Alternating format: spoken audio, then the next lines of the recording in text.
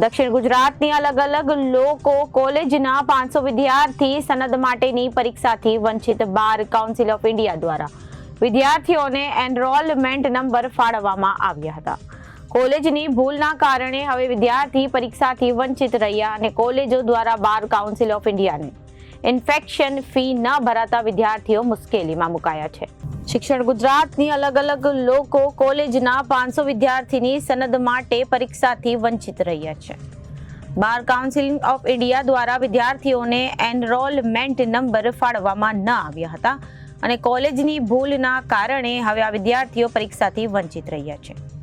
કોલેજો દ્વારા bar council of ઇન્ડિયાને ઇન્ફેક્શન ફી ના ભરાતા વિદ્યાર્થી મુશ્કેલીમાં મુકાયા છે.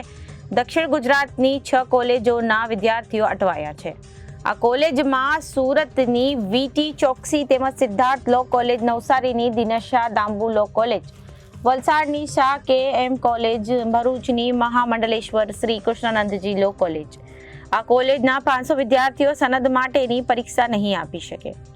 મહત્વની વાત એ છે કે વિદ્યાર્થીઓએ કોલેજને 27,500 ફી ભરી છે. વિદ્યાર્થીઓની રજૂઆત છે કે જ્યાં સુધી નિવેડો ન આવે ત્યાં સુધી તેમને પ્રોવિઝનલ નંબર આપી પરીક્ષા આપવામાં આવે.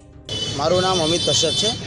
મારું અત્યારે ભણવામાં એટલે LLM ચાલે છે, પણ હું વિદ્યાર્થી માટે આપણે લડત લડીએ છીએ કે LLBના જે વિદ્યાર્થી અત્યારે TY પૂરું કર્યું છે એ લોકોને હજી એનરોલમેન્ટ આપવામાં આવ્યું નથી.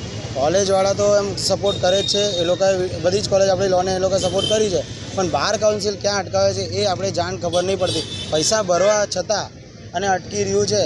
આ ટાઈમ ટેબલ આપી દીધું છે કે નવેમ્બરમાં એક્ઝામ છે કંઈ, અને આપણે આપવા પછી એનરોલમેન્ટ કાર્ડ ત્યાં લગી આપી દેવું જોઈએ. આ મારી વિનંતી છે બાર કાઉન્સિલ ઓફ ગુજરાતની. આ કોની ભૂલ કારણ છે? કોની ભૂલ લાગી રહી છે?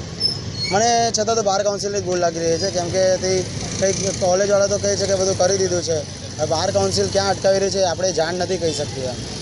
આ જે નંબર આપ્યા બાદ કઈ એક્ઝામ આપવામાં આવે છે?